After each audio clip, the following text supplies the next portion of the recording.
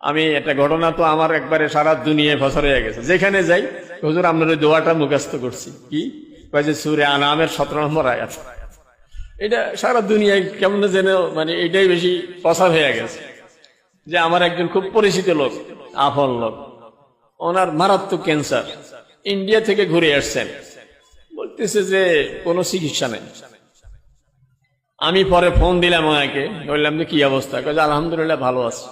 কিন্তু অবাক হয়ে গেছে, এরকম যাকে ডাক্তার ফেরত দিয়েছে উনি এখন ভালো আছে।